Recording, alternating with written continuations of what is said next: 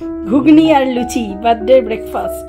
Birthday to daddy. রোজ জন্মাবে। Hello everyone, আশা করি সবাই খুব ভালো আছেন, সুস্থ আছেন। আমি ঈশিতা, আমার নতুন একটা ব্লগে আরও একবার সবাইকে অনেক অনেক স্বাগত জানাই। আজ 12 নভেম্বর। অন্যান্য দিনের মতো আজকের ব্লগটাও শুরু করলাম সকাল সকাল টুকুসকে স্কুল বাসে তুলতে যাওয়া দিয়ে। তবে আজ কিন্তু একটা বিশেষ দিন, আজকে দীপুর জন্মদিন। তাই সারাদিন আজকে প্রচুর প্রচুর মজা আর চমক রয়েছে। আশা করি আপনাদের সকলের আজকের ব্লগটা খুব ভালো লাগবে। আমাদের এখানে মানে নিউ জার্সিতে কিন্তু এখন বেশ ঠান্ডা পড়ে গেছে জানেন, আর তাই গাছের পাতাগুলো সমস্তই প্রায় ঝরে পড়েছে। আর গাছের পাতা পড়ে গেলে এই যে এদের কি মজার খেলা, সব পাতা জড়ো করে তার মধ্যে লাফালাফি করা। মজা লাগে বল। চল চল চল চল, দেরি হয়ে যাবে।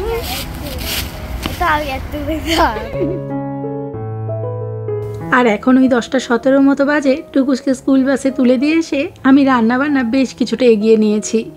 আসলে যেহেতু আজকে অনেকগুলো পদ রান্না করার ইচ্ছা রয়েছে, তাই বেশ ভোর ভোরই শুরু করে দিয়েছিলাম।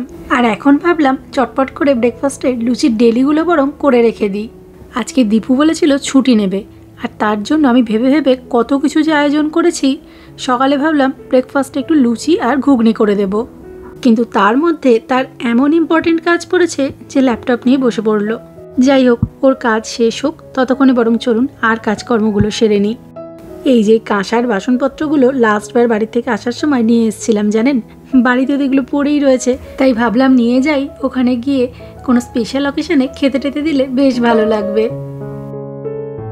যে আমাদের বার্থডে বয়কে আজকে আমরা কাজে লাগিয়ে দিয়েছি। নিজের জন্মদিনে নিজে রান্না করে খাচ্ছি। তুমি এসেছো কটা বাজে দেখো, এখন 11:23। তোমাকে আমি সকাল থেকে ডাকছি ব্রেকফাস্টের জন্য, এতক্ষণ এসছো, এটা তার শাস্তি। বেলো লুচি বেলে এবার নিজের জন্মদিনে নিজে খাও। সকাল সকাল এলে আমি করে দিতাম। দেখাও দেখাও। এই তোমাকে একটা প্লেট দিতে হবে, দাঁড়াও প্লেট দিই, দাঁড়াও। আর অবশেষে কাজ শেষ করে এই বেলা 11:30টার সময় দেখুন এসেছে ব্রেকফাস্ট করতে।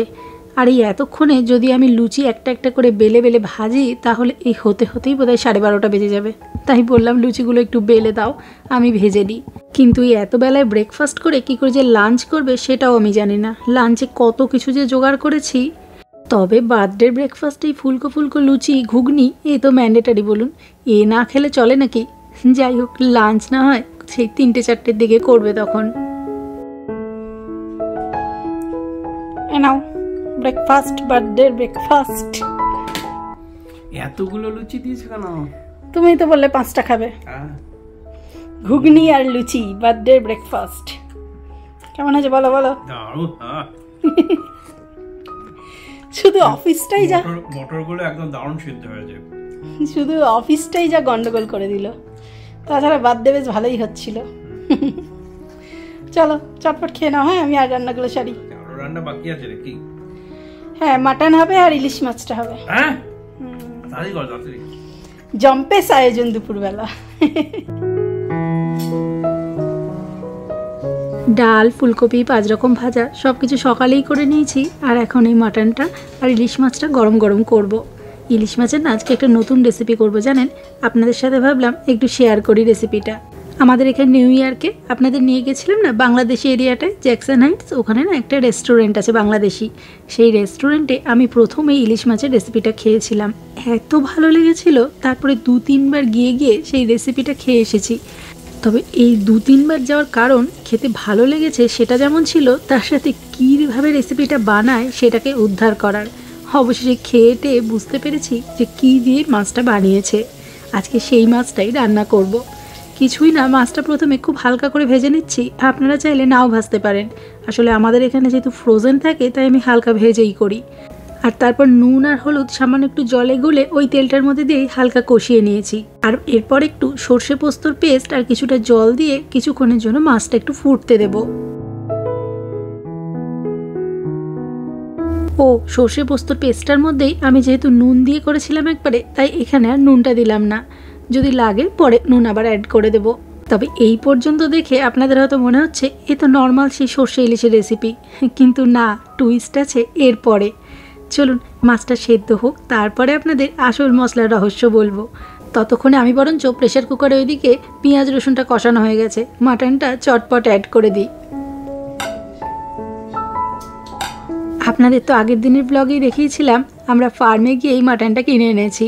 আর এই ফার্মের মাটনগুলো এত ফ্রেশ আর ভালো হয় যে এগুলো খুব তাড়াতাড়ি রান্না হয়ে যায়। আর যেহেতু মাটনটা কালকেই আমি ম্যারিনেট করে রেখে দিয়েছিলাম, তাই ভাবলাম আর কড়াই টড়াই করে লাভ নেই, একবারে 5 লিটারের যেহেতু প্রেশার কুকার রয়েছে, প্রেশার কুকারের মধ্যেই কষিয়ে রান্না করে নেবো। ওইদিকে মাটনটা কষানো হচ্ছে, হোক, চলুন ততক্ষণে আমি বরং আর একটা দরকারি কাজ সেরে নিই। আজকে ভাবছি এই থালাগুলোর উপরে একটু কলা পাতা দিয়ে ডেকোরেশন করে দেবো। তবে জানেন তো, এই কলা পাতাগুলো কিন্তু গাছ থেকে পেরে আনা টাটকা কলা পাতা নয়, এগুলো ইন্ডিয়ান স্টোর থেকে ফ্রোজেন কলা পাতা কিনে এনেছি। কলা পাতাগুলোকে ভাঁজ করে প্যাকেটে ঢুকিয়ে সুন্দরভাবে ফ্রোজেন করা থাকে, আর তারপর বাড়ি এনে একটু ডিফ্রস্ট করে নিলেই একদম টাটকা কলা পাতার মতো হয়ে যায়। আমি জেনারেলি পাতুরি টাতুরি করবো বলেই কলা পাতা এনে ডিপ ফ্রিজে রেখে দিই, তো রয়েইছে যখন, আজকে ভাবলাম থালার উপরগুলো একটু সুন্দর করে সাজিয়ে দিই কলা পাতা দিয়ে। দীপুর যদিও এই সমস্ত জন্মদিনে সাজিয়ে গুছিয়ে খাবার দেওয়া, বেলুন দিয়ে ঘর সাজানো বা কেক কাটায় তেমন একটা আগ্রহ নেই, কিন্তু আমি হচ্ছি পুরো ডিফারেন্ট। জন্মদিন হলে বেশ সুন্দর করে থালা সাজিয়ে খেতে দেওয়া হবে, আর তারপর বিকেলবেলা একটুখানি বেলুন টেলুন লাগিয়ে কেক কাটা হই হুল্লোড় হবে। তা না হলে কি জন্মদিনে মজা হয় বলুন তো? কিন্তু ওর হচ্ছে আবার অত কিছু করা যাবে না, শুধুমাত্র একটু ভালো রান্না টান্না করে দাও, ব্যাস, তাহলেই যথেষ্ট। কিন্তু আমরা তো ছাড়ার পাত্র নয়, আজকে আমরা সমস্ত কিছুর আয়োজন করেছি। এদিকে মাছটাও অর্ধেক কুক হয়ে গেছে, চলুন এবার বরং আসল মশলাটা অ্যাড করা যাক। এই যে এটাই হলো আসল মশলা। এখানে ধনেপাতা, কাঁচা লঙ্কা, টক দই আমি একসাথে করে বেটে নিয়েছি। এটা এই মাছের মধ্যে দিলে কি যে টেস্ট আসে, তারপর মাছটার একবার শুধু করে দেখবেন, পুরো ফাটাফাটি হয় একদম। না হলে এমনও দিন গেছে জানেন, এখান থেকে নিউ ইয়র্ক আমরা শুধু ট্রেন ভাড়া করে গেছি এই দোকানে গিয়ে এই মাছটা খাবো বলে। আবার একদিন এমনও হয়েছে, সারাদিন নিউ ইয়র্কে ঘোরাঘুরির পর আমরা ঠিক করেছি এই রেস্টুরেন্টে গিয়ে মাছের ওই রেসিপিটা আমরা খাবোই খাবো, আর তার জন্য বাড়ি ফিরেছি প্রায় রাত 2টোয়। আর সেইবার বাড়ি ফিরতে গিয়ে যেহেতু রাত 2টো বেজে গেছিলো, তাই টুকু স্বাভাবিকভাবেই গেছিলো ঘুমিয়ে। আর ওকে কোলে নিয়ে এতটা রাস্তা আসতে গিয়ে আমাদের যে কী অবস্থা হয়েছিল সে শুধু আমরাই জানি। আর তাই তারপর থেকে ঠিক করেছি বেশি রাত হয়ে গেলে আর যাব না আমরা ওখানে। যাই হোক, আমার মাছটা হয়ে গেছে, চলুন আর যা বাকি কাজকর্ম আছে সেরে নিই, তারপর যখন খাবে তখন বরং পমফ্রেট মাছটা ফ্রাই করে দেব। আর এখন ওই বাজে বিকেল 3টে, এতক্ষণে তার পেয়েছে লাঞ্চের খিদে। আমি তো ভয় পাচ্ছিলাম, এত কিছু করেছি অবশেষে আজকে লাঞ্চ খেলে হয়, তাও 3টের সময় বললো এবারে খিদে পেয়েছে, এবার একটু কিছু দিতে পারো। দেখা যাক, আমার পমফ্রেট মাছটা ভাজা হয়ে গেছে, চলুন বরং চটপট খেতে দিয়ে দিই। আজকে 3টের সময় লাঞ্চ করছে। হ্যাঁ, খিদেটা ভালো করে পাওয়ার জন্য ওয়েট করেছিলাম। আরে খাওয়া শুরু করার আগে বলো একটু তোমার রিয়াকশন কি খাবার দাবার দেখে? বাপরে, এরকম হলে তো এবার রোজ জন্মদিন হবে আমার। রোজ জন্মাবে? কেমন হয়েছে বলো, বলো খেয়ে বলো। আচ্ছা কি কি করেছি আমি সেটাই তো দেখালাম না। এই যে ভাত, 5 রকম ভাজা, এটা কি আলু ফুলকপির তরকারি, মুগের ডাল, মাটন, এই যে তোমার স্পেশাল সেই ইলিশ মাছ, আর এটা পমফ্রেট মাছ ফ্রাই, আর এই যে বাসন্তী পোলাও। প্রচুর খাবার দাবারের জোগাড়। তুমি আগেই ঢেঁড়স ভাজা দিয়ে মাখছো, আর ওগুলো খেতে পারবে? কেন? আচ্ছা খাও আরাম করে করে, আজকেই সব শেষ করতে হবে, কারণ হচ্ছে কালকে বৃহস্পতিবার, কাল আর খেতে পারবে না এগুলো কিছুই। বাইরে বেরিয়ে গিয়ে খাবে? কি যুক্তি। ঠিক আছে চলো খেয়ে নাও, তারপরে আবার আমরা বেরোবো একটু।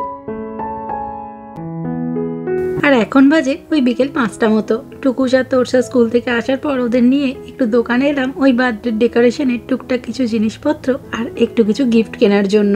প্রতিবার এই সমস্ত আগেই জোগাড় করে রাখি, কিন্তু কালকে বাইরে এত ঠান্ডা ছিল তাই আর বেরোনো হয়নি। কোনটা নেবে? হ্যাঁ, আর ওইটা একটা দেখ, ওটাই মনে হয় একটু বেশি লাগানো যাবে। আগের দিনে গোলটাও দেখেছিলাম, আজকে দেখছি না।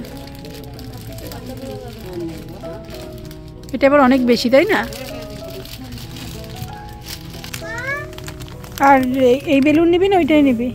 চলো সবাই কাজ করে নিয়ে আমরা চলো চলো চলো চলো চলো। হ্যালো,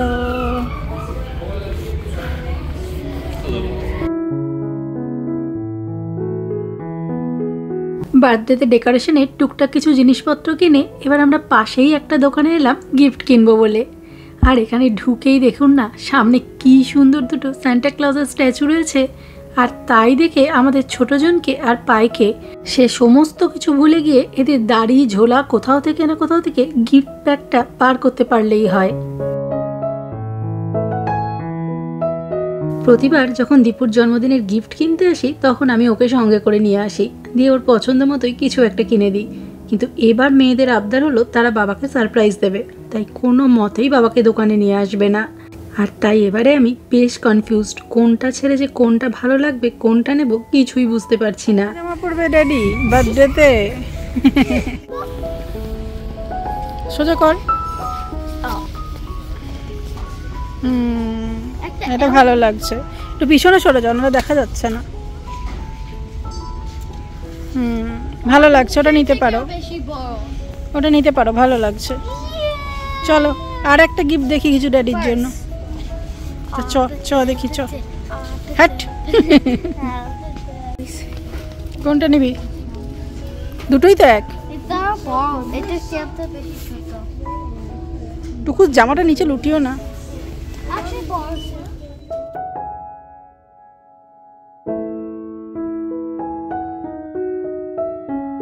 ব্যাস কেনাকাটা মোটামুটি শেষ, এবারে বাড়ি ফিরবো। কিন্তু চলুন দোকানের ওই পাশ থেকে আপনাদের একটু ঘুরিয়ে নিয়ে আসি। ঢোকার সময় দেখলাম দোকানের একটা পাশ খুব সুন্দর সাজিয়েছে ক্রিসমাসের জন্য, একটু দেখিয়ে আনি আপনাদের।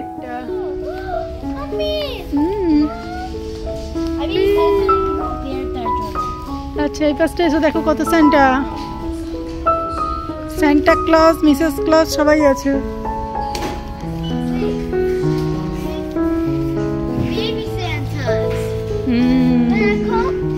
এগুলো বেবি, ওগুলো বড়।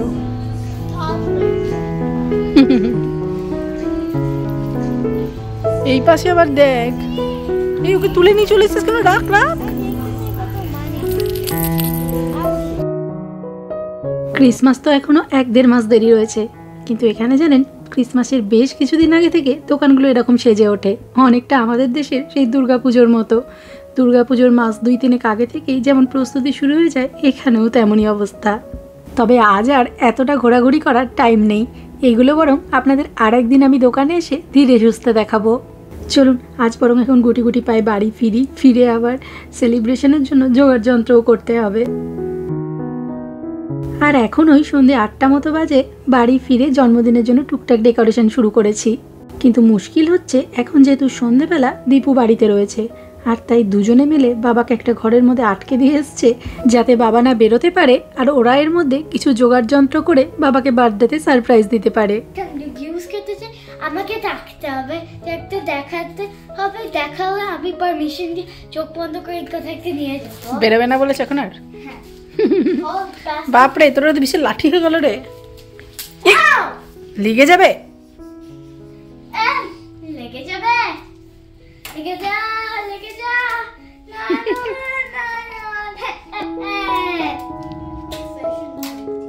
আর এই স্পেশাল দিনগুলোয় এত বাড়ির কথা মনে পড়ে, দেশ থেকে হাজার হাজার মাইল দূরে সমস্ত প্রিয়জনকে ছেড়ে যখন এই স্পেশাল অকেশনগুলো অ্যারেঞ্জ করি বা সেলিব্রেট করি, তখন তাদের কথা কী যে মনে পড়ে সে শুধু আমরাই জানি। কিন্তু আজ সেসব মন খারাপের কথা বরং থাক, জোগাড় যন্ত্র মোটামুটি রেডি। চলুন এবার বরং সেলিব্রেশনটা স্টার্ট করা যাক। ক্যান্ডেল ফু দাও, ব্লো করো ক্যান্ডেল, সবাই মিলে ব্লো করো।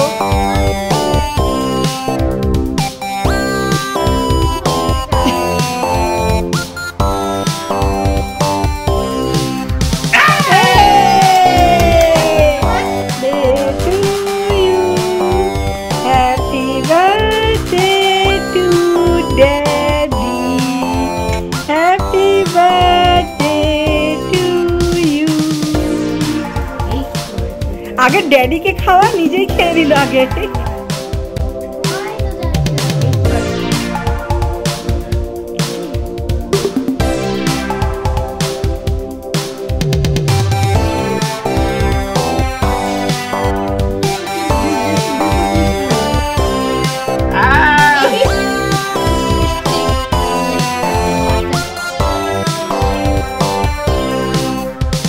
তবে ঘরে আটকে টাটকে যা করেই হোক বাবাকে কিন্তু শেষ পর্যন্ত দুজনে সারপ্রাইজ দিয়েই ছেড়েছে।